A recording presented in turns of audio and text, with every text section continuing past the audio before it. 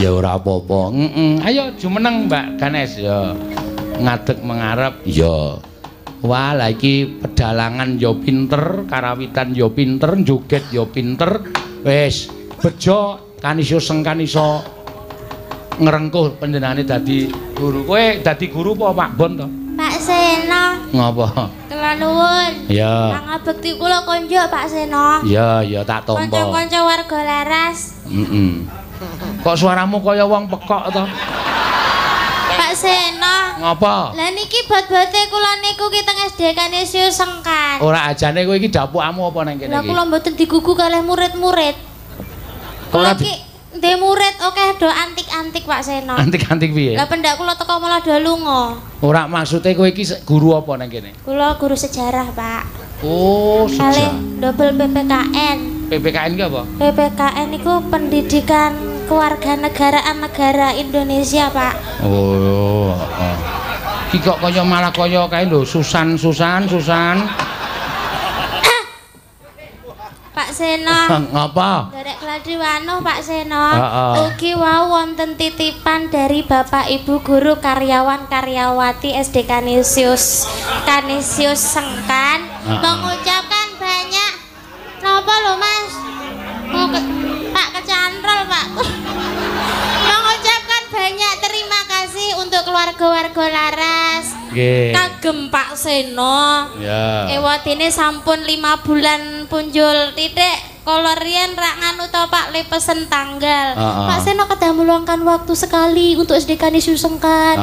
Nggih gandeng spesial ulang tahun yang ke 50 nggih Pak nggih ngaturaken agunging panuwun dene Bapak Seno sampun paring napa jengane kalau dengan wedal kagem keluarga besar SD Kanisius Sengkan.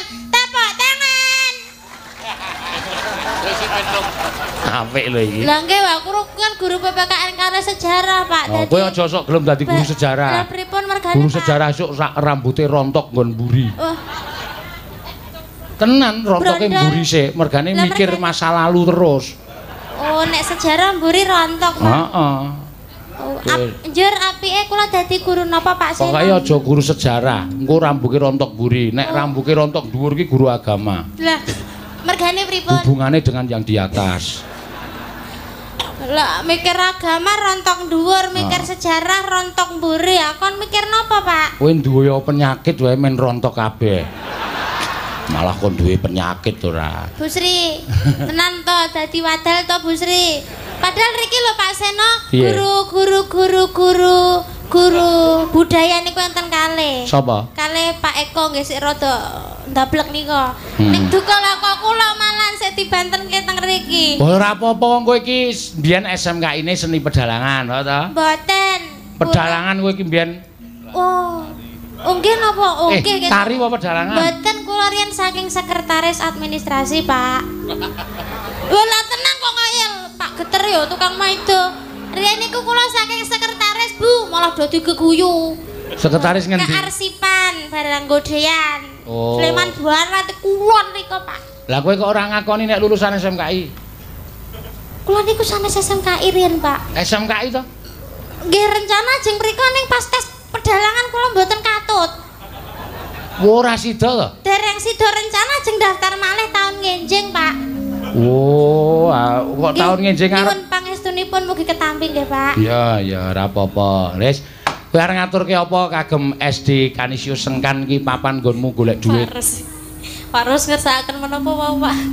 Ngersakaken menapa Pak Rus wau? Rujak jeruk dijogeti apa mau? Oh, iya.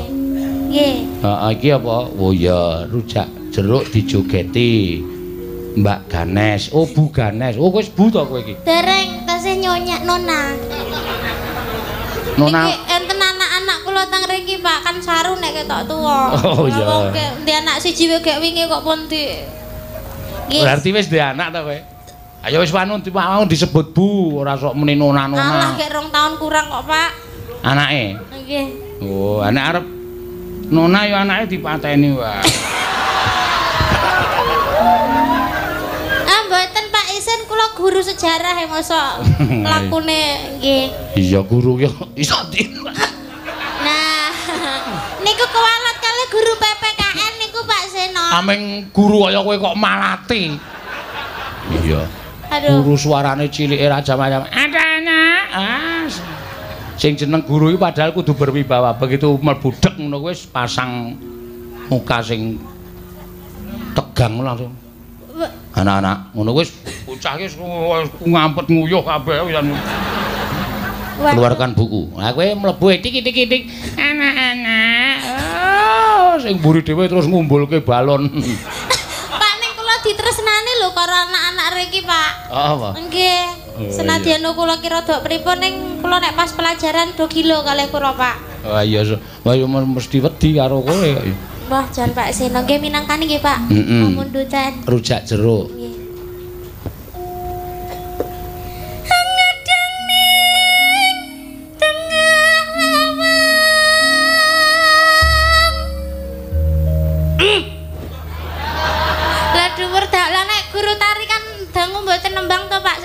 Ya ora apa-apa ora. Suaramu apik kok. Ter nek bar bayan palih kinyis-kinyis ngeten iki nggih benten to, Pak. Piye? Nggih.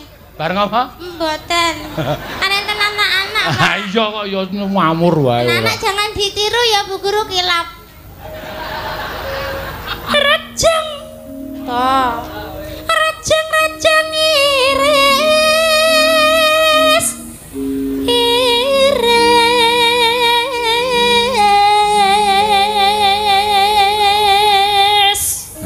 Ya suarane ya apik kok ya. Nyambi nyinden apa piye? Mangke Bu Sri pripun nek kula tinggal? Ora apa-apa. Kula iki ngaten lho Pak Seno, kula iki gadah incon setunggal Pak Ekomon nggih. Nek rika ndablek kok kula njur ajeng tiru-tiru kan nggih mboten apik to, Pak. Oh ya wis. Lah nika iki nek kula mboten mangkat tiru mboten mangkat Bu Vero barang niku napa? Bu Vero. Iya, sing endi? Mbuh. Cantik lho, Pak. Kabular race. Race.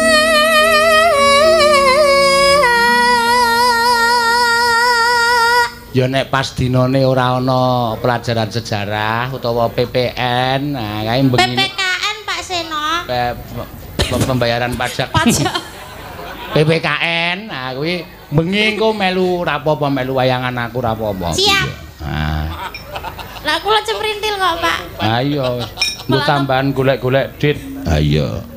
Ning nek pas esuk ana pelajaran sejarah ya ora usah melu, engko ndak kowe micek nang kelas. Pak Seno. Ngapa? Lah nek kula to nganu, Pak, ketoke nggih saged to, Pak. Iso piye? Nggih saged turu. Saged turu piye to maksudnya? Turu teng kelas, Pak. Lah iya, mula nek pas esuke ana pelajaran kok nek misale ditakjak, ayo Nes melu wayangan. Oh, sesuk-esuk kula mulang ya, Pak. Ya wis, lah sidone nek sesuk-esuk kula free, ndak ada sejarah. Ah, mangkat. Waduh, Pak Seno. Lah mongko niku dina Senin tekan Setu gek, Pak. Ana sejarah kabeh. Enten. Sing disejarahke iki sik to. Pak Seno. Riki niku murite itu terbanyak sak DIY lho Pak. Wah jangan salah lho Pak. Nek SD kan iso sengkan. SD kan iso sengkan. Lah ning nek sejarah saka Senen tekan Setu kuwi sejarahe sapa? Kuwi kok sejarahe wong tuamu barang tok mulangke. Nggih mboten to Pak.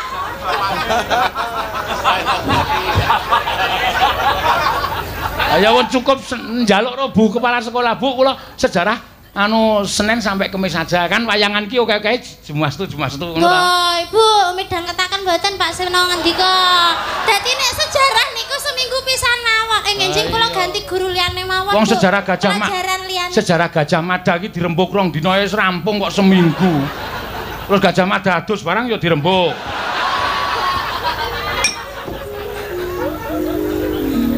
Pak Seno. Piye? Tan kendatan saja cawes.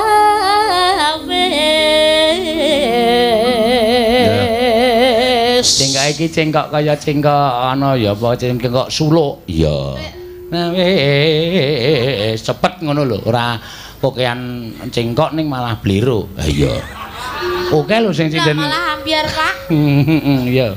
Terus kita dia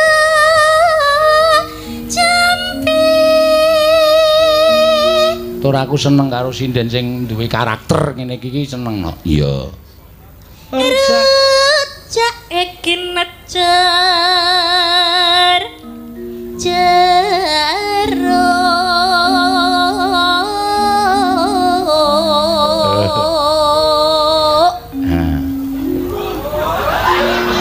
pripun to Pak? Ana murid-muridmu kok le lah nek jeruk napa jerem? Tok wis masih but napa nggih? Peleng jenengan kleru lek midhangetaken Pak Sena. Iki necer jeruk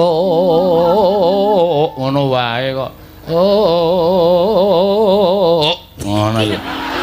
Pak nek jenengan ambegan lho Pak. Oh iya. Neng layah lambah-lambah. Enak. Gula Jawa lombok. Lombok apa? Rawit. Lombok rawit.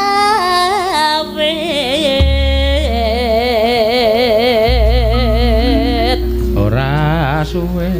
Nora suwe bapakne dole wis teko.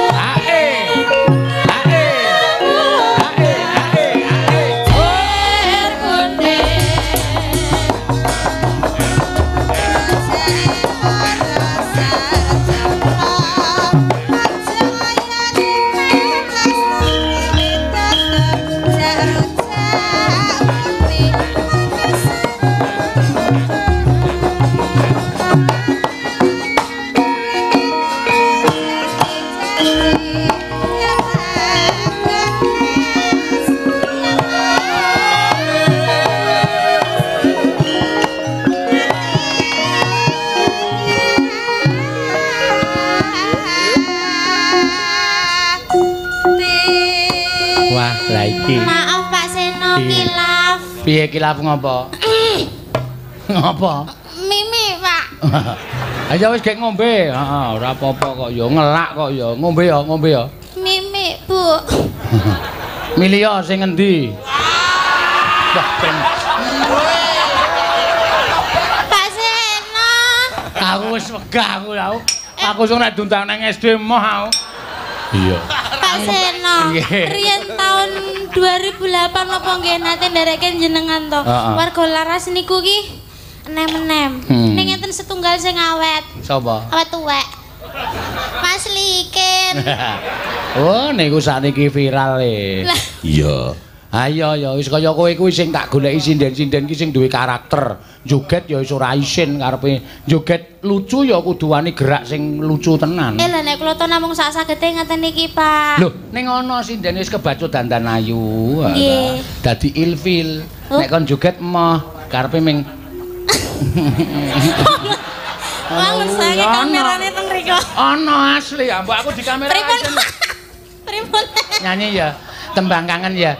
Lali janjine. Kene lek ngendange wis ngono ana. Kuwi jenenge tidak totalitas nek gelem gedabikan kaya kowe sing tak senengi. Dadi joget lucu ya joget lucu itu namanya totalitas. Niki mboten lucu, Pak. Amargi wonten napa jenengane kembanganipun saking napa nika napa kendang. Lah iya ya ora apa-apa. Dene lucu paling jenengan salah persep waduh kecangkol. Kados sik jenengan ngendikake kala wau Pak Seno.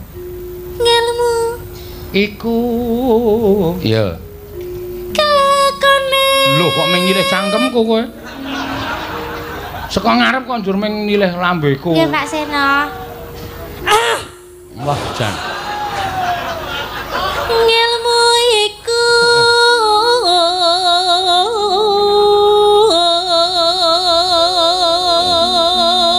sing kae beda dhewe to. Ngelmu iku. Nek iki ngelmu iku. Wah kuwi jane bocahe sugih cengkok. Iya. Kelakone kanthi laku. Kula ki penjaga ambekan lho, Pak. Ya, iya terus. Kelakone kanthi laku.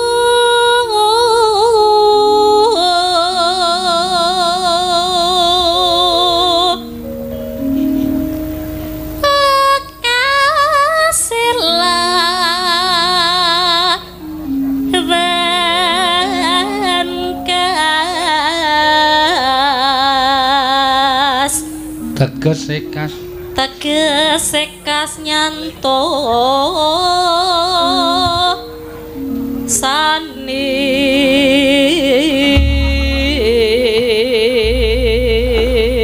kok dadi bathukmu barang tukul lagi iki ngono. Aduh ya ampun Pak Seno jenengan kok telaten tekan mriki Pak. Kuwi ora kuwi nek saya gedhe piye engko. Tetel wae dimbanke. Kok pindah nggon. Pak Seno. Hei. Kula kok pengen nek upamane kan enten sing ngersakaken joget saking Sutresno sing teng wingking. Nek upamane kula nyuwun ngambil setunggal ndak angsal, Pak. Sapa? Apa?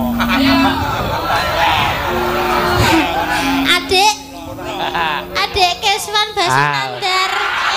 Kuwi pernah adikmu kok. Adik, manut sama pun kakak. Ayo ngadak. Ayo. Ngibing. Kakak bantul. Oke, siap. Iki ya dadi guru mbiyen. Guru napa, Pak? Guru mutan. Kek sisan iki dangkatno bablas ning Setya Budya, Lek. Setya Budya pangagese tur angkara.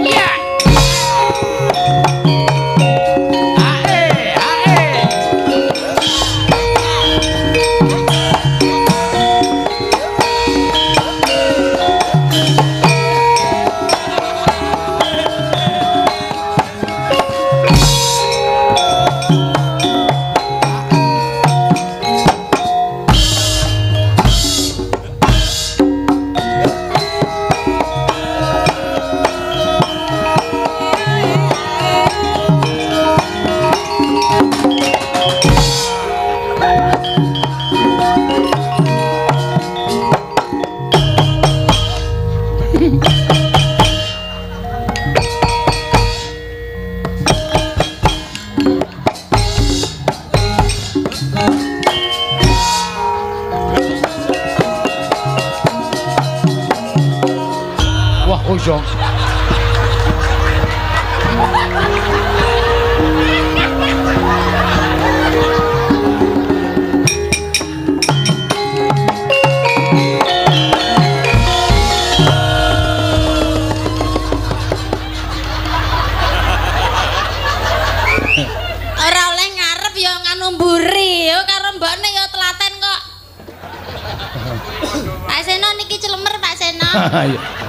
Kuwi ora kok kuwi iki saka nang jero weteng mbene mbokne wis celemer kok kuwi.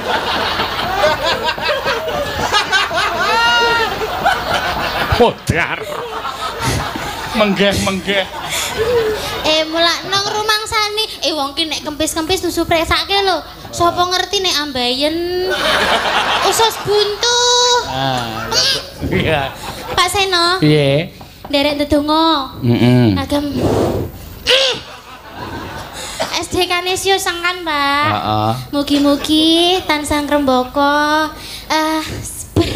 kelanjutanipun saged mencetak siswa-siswi yang cerdas, pandai, kemudian berkarakter, berbudaya, ugi mboten kesopen tansah peduli terhadap sesama dan lingkungan, Pak Seno. Matur nuwun. Aja lali kok matur Bu Kepala Sekolah. Pripun, Pak? Senin tekan Kamis wae sejarah ya. Mengke rekomendasine saking jenengan. Wis aku ngopo Bu Kepala Sekolah. Widanget mboten, Bu. Pokoke Senin tekan Kamis esuk Jumat Setu ki melu wayangan. Iya. Wis tak gawe viral kowe engko wis beres. Iya. Aja kuwatir ya, Mak. Kok matur Bu Kepala Sekolah, pokoke Senin tekan Kamis sejarah wae. Oh Jumat Setu mengke ngentek-entekke pahlawan. Iya.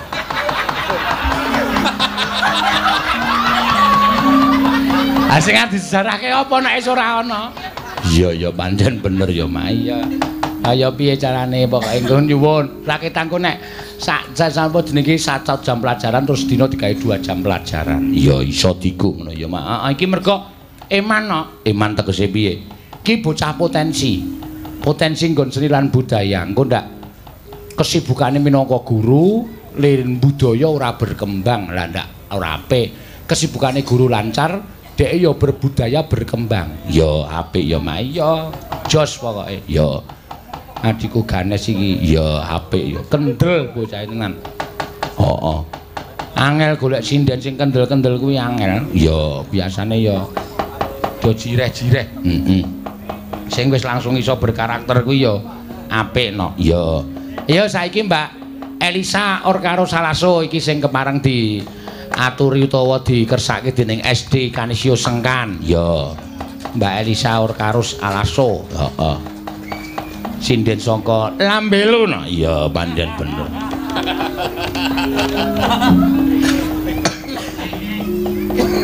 Ya. Sugeng dalu. Sugeng dalu. Niku yen bengi. Nek awan. Yen esuk sugeng enjang, yen awan sugeng siang, yen sore sugeng santen, yen bengi sugeng dalu. Kuwi aku padake iki guru basa Jawa aku ki, Pak. Dadi guru basa Jawa kok basa Jawa template ana muridé pekok kabeh. Oh, iki aku ngajar basa Jawa wis tau ya ngajar budi pekerti padake. Kuwi ana lanjutane. Diparingi matur nuwun, ditimbali matur dalem, yen liwat derek langkung, yen lebat nyuwun pangapunten. Ngono. Nek ngajari bocah kaya ngono. Nek carane ngono rada ngantuk, Pak. Dadi nek caraku rada dijeb-jebke. Dijeb-jebke piye coba? Digawe rada model saiki. Koplo. Dadine yo yen esuk sugeng enjang dendeng deng solololo deng ngono kuwi. Dadi murid-muridé betah. Aku nek ngajari bocah-bocahku mbiyen basa Jawa kaya ngono. Tak jebke.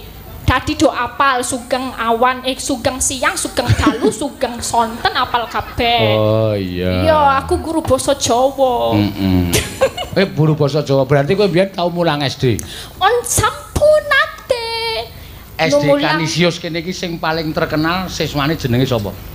Nek ning kene yo mboten ngertos. Nah, aku ngerti, aku ra sekolah kene aku ngerti. Kok saged? Ana 3 sing terkenal ning kene. Sinten? Budi, Wati karo Iwan. Oh, Budi Wati kalih Iwan. Biar amung ning kene. Kuwi. Ning sekolah ngendi-ngendi? Lah iya, lah wong kelas iki mesti ini Budi. Ini Ibu Budi. Wati. Terus ini Iwan. Nah, kuwi ket aku cilik bapakku cilik mbiyen wae Budiwati Iwan kuwi wis terkenal. Terus ya, Pak. Kok seprene ora tuwa-tuwa kuwi lho. Iya. Budi yang menyiram tanaman terus. Iwan yo apa pergi ke pasar terus ya, Pak. Iya. Ning cek cara mbiyen beda. Nek mbiyen kae lagu apa basa Jawa mesti iki laron apa ngono kae. Kelingan. Oh, kuwi ana kaya ngono. Oh, lah kae suarane apa?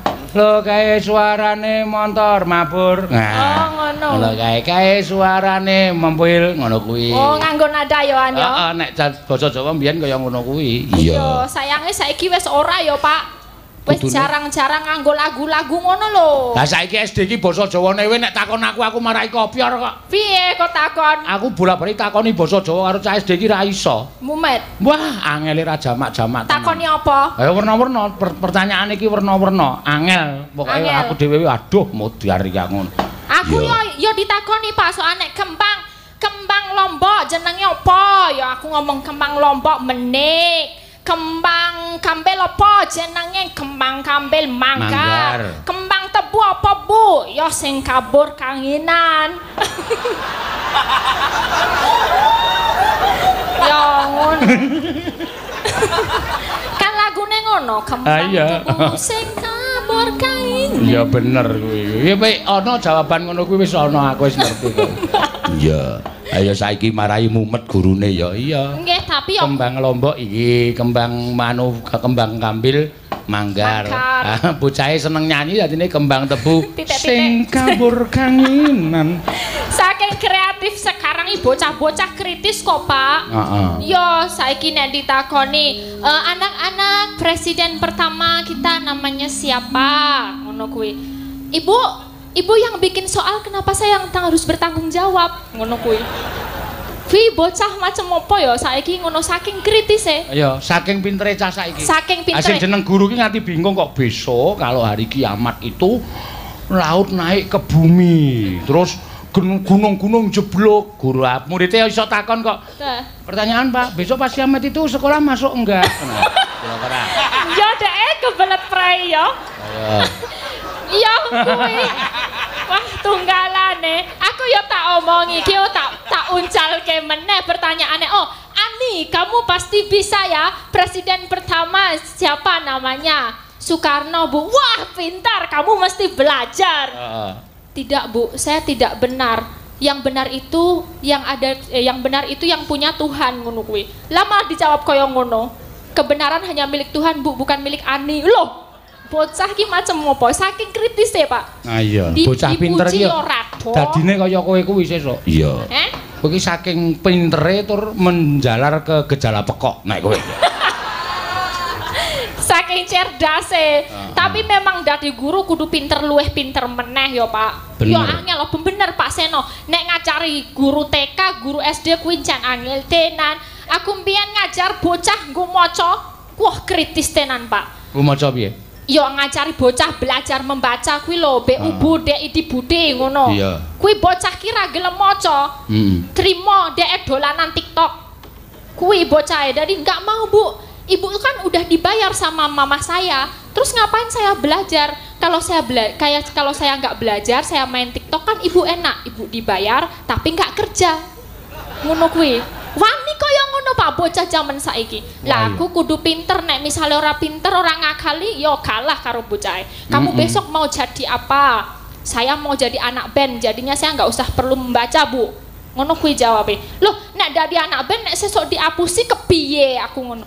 Oh iya, nek dihapusi kamu besok bisa dibilang kamu nggak bisa baca 50 juta, nanti kamu dibohongin loh. Harusnya 50 juta, ternyata ditanda tangan cuma 5 juta. Sidane gelem sinau. Yo ngono kuwi dadi guru kudu nganggo disiasati pancen siasat pancen angel. Pancen bener kok. Apresiasi buat guru-guru yang di sini di Kanisyo Sengkan, yang dulu hampir nggak ada, sekarang muridnya jadi yang paling banyak. Paling banyak itu karena ada ekstra kulikuler berkesenian Jawa. Yo, saiki menang apa macem-macem jare Mbak Ganes yo karawitan joget. Wah. Iya, yo Ganes kuwi sing dipengke kon belajar karawitan karo anu joget kuwi. Iya. Tapi nek dhek iki gurune petok apa ora muridé saya petok ya, Pak.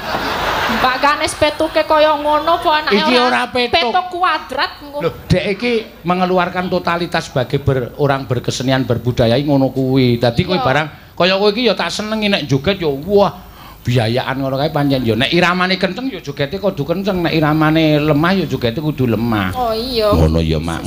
Dadi sik ngendangi iki ya mantep tung-tung ngono seneng. Ngendangi mempeng, sik joget ming alun-alun ya wis. Ning ya ana, iya. Tung ngono ki wae wis rasa. Iya. Iya. Ya ono sinten sing kaya ngono. Kendange wis ngono tapi dek ya sing penting ngene-ngene wis. Ya emang karakter saya kayak gini kok gitu. Aku ramune ya. Aku diadang ning dalan iki bahaya. Ya wis ben. Ora apa-apa, ya. Ayo nembang apa sa? Ya. Wonten pamundutan napa nggih? Apa? Napa mboten wonten? Pamundutan sik tak goleke. Ya, tak goleke. Se meneng wae.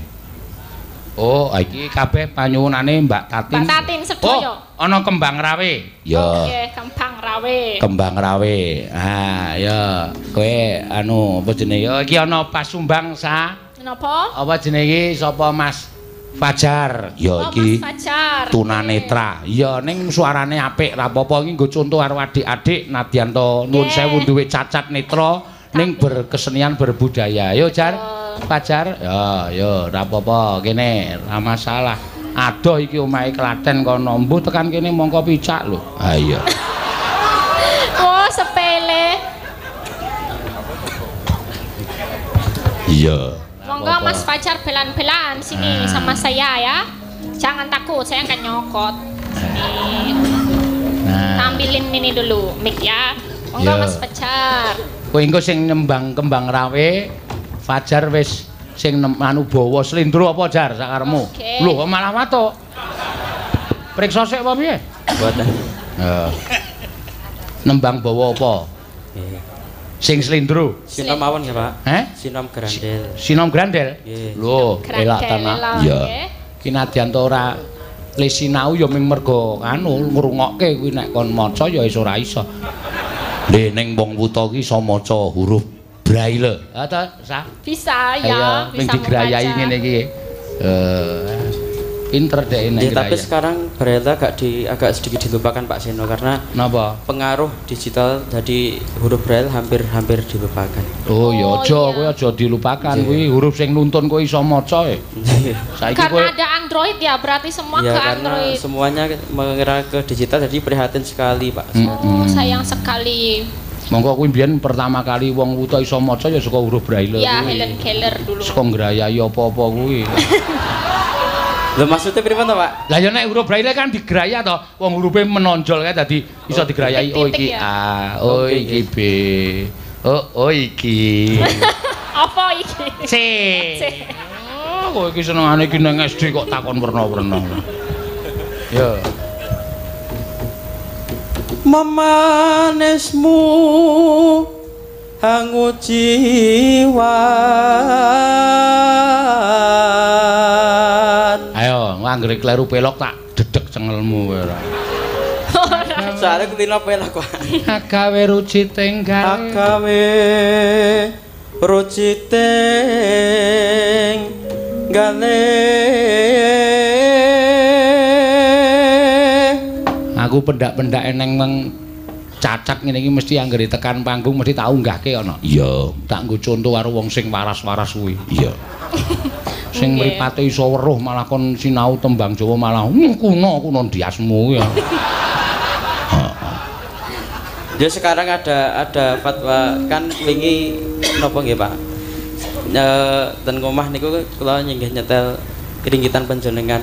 Lah kok wonten suara, apa marai ngantuk? Sapa sik muni ngono?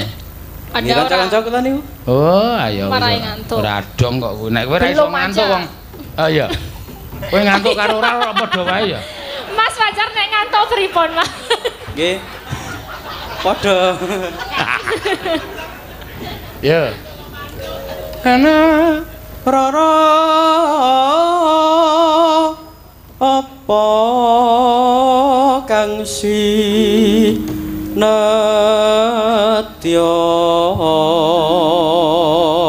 wah nganggo dimenirke. Ena-ena upama munduta rukmi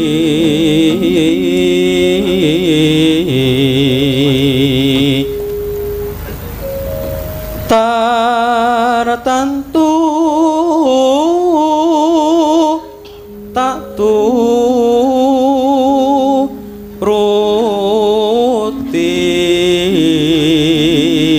kok iso tekan kene iki mau chat WA aku no wo mangke dalu mayang teng pundi Pak ngono ning SD Kanisius kula nderek nganu nggih sowan nggih ya ngono mbuh le nulis piye iya Pripun Mas niku sing nulis pripun nek WA niku? nggih pakai suara jadi setiap kali HP itu sesuai dengan tulisannya maka suara itu akan muncul dengan sendirinya. Oh nek basa Jawa ya iso. Belum ada. Oh belum dari bahasa Indonesia. Bahasa Indonesia. Dek kirim nganu kok tulisan kok ya iso ngono lho. Dadi nyuwara ya HP-ne nulis dhewe. Saiki canggih kok. Iya. Canggih. Kok jane wingi niku ajeng kirim foto, Pak. Heh? Ajeng kirim foto. Kirim. Aja kaya kancamu lho. Kancamu si Jafar kae. Napa Kirim niku? kursi meja saiki ngopo to aku? Mboten, lha wingi rak. Lha wingi ajeng kirim lemari pojokan ruangan. Bareng tak takoni kowe iki ngapa ya parang ngono iki. Masuk mboten foto kula, foto dengkulmu mlotot. Foto meja, foto kursi apa? Aku lho ora weruh Pak. Berarti selfie tapi lopot ya. Mboten kula wingi ajeng napa nggih foto-foto kula rikala wonten Universitas Islam Batik. Nggih. SMA dulu juara 2 tilawah Solo Raya. Weh la elok. Luar biasa. Ajeng kula kirim kene kok mboten mlebu. Sapane? Fotone bulkotan bul napa? Bul fotone ra bener. Ya. Upama ibarat wong numpak prawu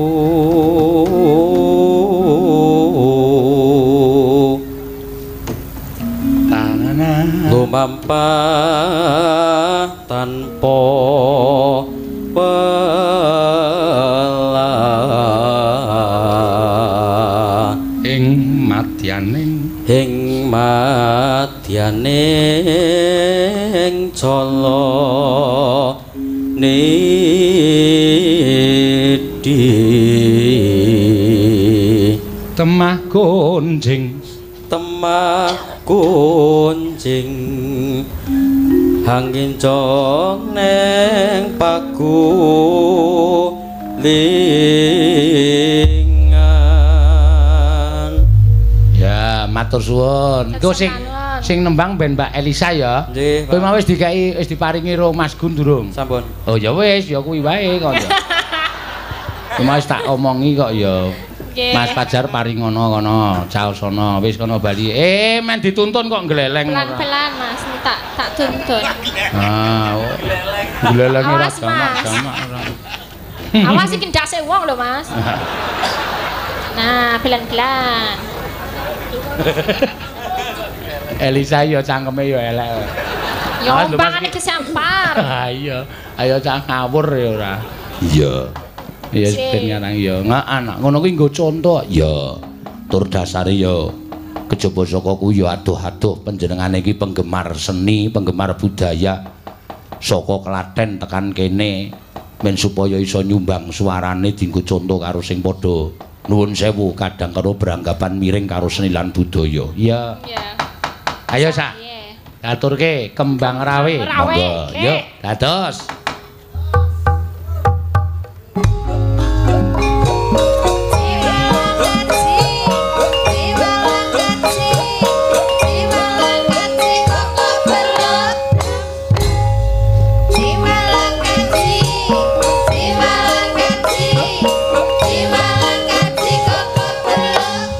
Kok ame-ame ning ora nganggo kae mau. Ame-ame belalang kupu-kupu, siang makan nasi kalau malam minum susu.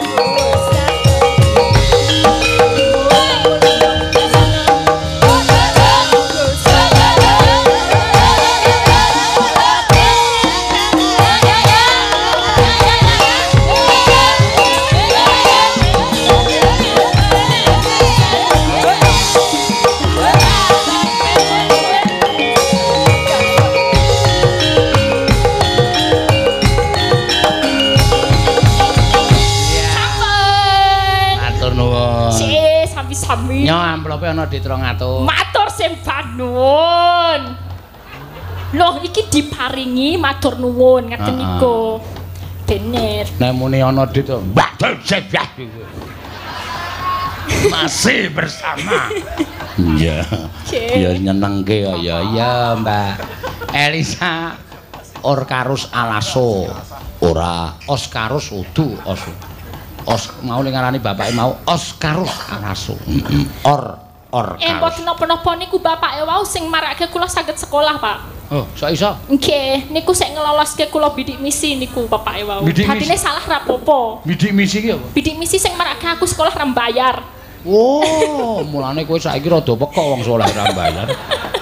Iya, sekolah ora mbayar. Sekolah iku kudune mbayar kok dadi ora mbayar. Ya ora apa-apa ya, Mak. Ki seneng pamundutan pirang-pirang no? Ya. Terusan nyuwun lagu Nyidam Sari Mbak Tatin. Oh iya. Iki wis ditransfer ning nggon aku sak yuta iki kok bakal aku nutup sik. Iya. Ora apa-apa, ora masalah. Iya. Karo nyuwun lagu kangen Mbak Tatin meneh. Ya. Iki saiki ditari wae sing arep diparingke kancane sapa? Ya, kangen utawa Nyidam Sari. Diparingke sapa sing kira-kira Mbak Tatin ki ikhlas. Ya, aja dipek kabeh. Nek dipek kabeh engko ndadeke tiba-tiba sugih. Ha iya. Terus nglelengi ra jamak-jamak engko. Sapa arep keke sapa Tin? Karo nyilih sing Nyidam Sari apa sing kangen? Ya. Hah? Kula ta? Heeh. Kula sing akeh wae. Sing akeh Nyidam Sari. Ya. Sing kangen ki ning amplope tak tilekane sik. Oh iya. Ngono ya. Ora apa-apa. Ya, sing kangen tok keke sapa? Lah manut jenengan. Ora kowe kok sing duwe kuasa kowe kok. Lah kak kula. Ha ya wong iki sing nyuwun tembange piyaine sing ngersake kowe sing nyekar ning gandeng tok wenehke tok wakilke ciri isi istilahe kaya ngono. Iya. Nggih. Sapa? Gandeng Agnes Rata melu ya Agnes wae. Oh iya. Agnes. Ya. Separo wae lho, Nes. Kok isih malak ora separuhnya Nesnya. Ana dite 100 jerone Nes tak tambahi 100 meneh dadi 200. Ya. Iki tambahi ora cukup nggonamu lho, Tin. Iki tambahi saka kaikhlasanku. Iya, nyonya. Ya nembang sing apik no. Ya. Tampani. Ya. 200 kae nek lemu nembang kuwi lahir batin kuwi bakale ndagingi. Iya. Amin. Sak yuta kae nek nembang ora lahir batin marahi penyakit. Iya.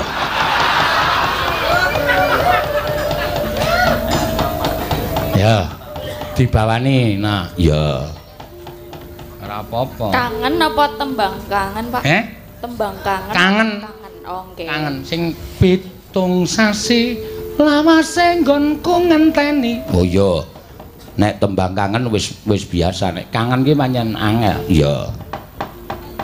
Dibawani kangen ka dibawani apa to anune kae bojone bawane kae? Kangenku tanpa upama. Kangenku tanpa upama. Iya. Nggih. Nano. Ya. Mangga. Kangenku tanpa upama.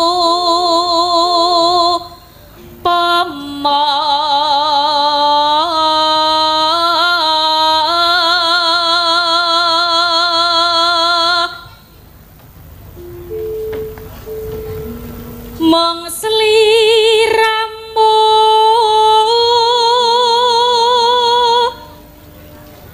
kang dadi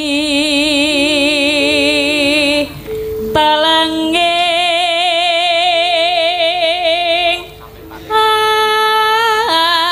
ati.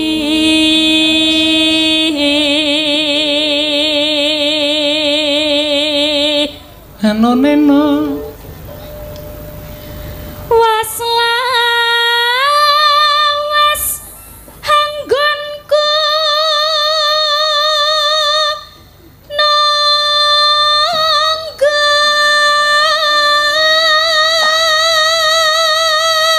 Wajan nganti mempeng banget le nyuting wong siji kamerane loro. Iya. Kisor dhuwur. Lah iya, kae Mas kae ya alumni SD Kanisius nggih.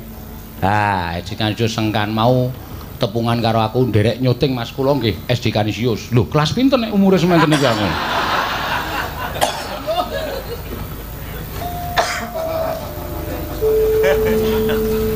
Sliramu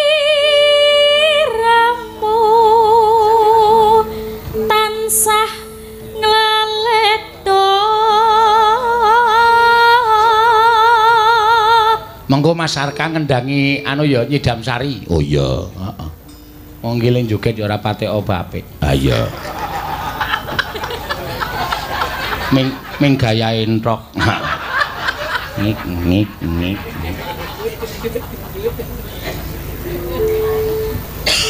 Ngelingana rikala jaman kepungkur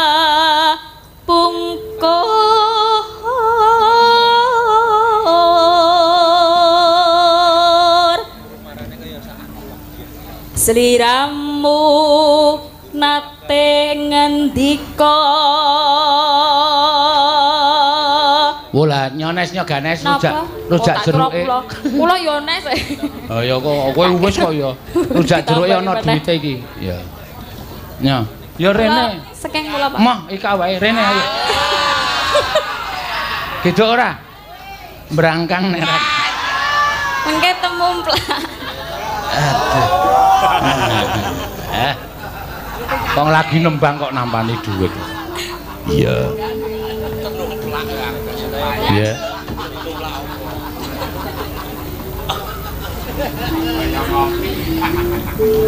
Tresna lair trusing bahaten.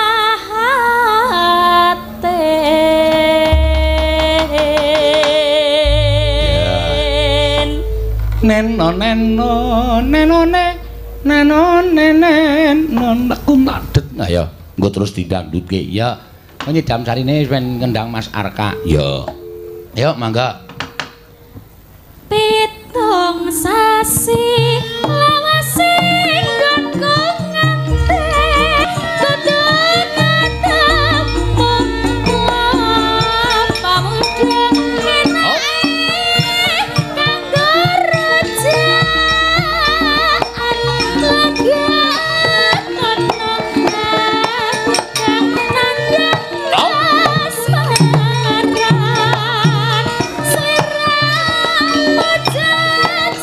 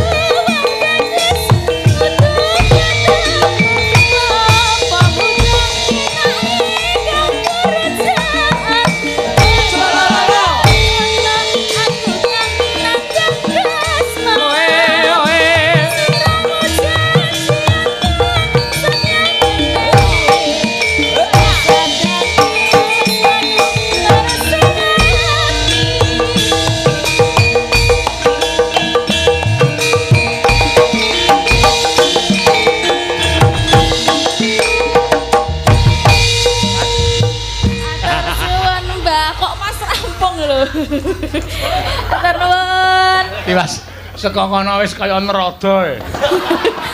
Kok pas rambong. Tekan gone entek perkencang. Iya.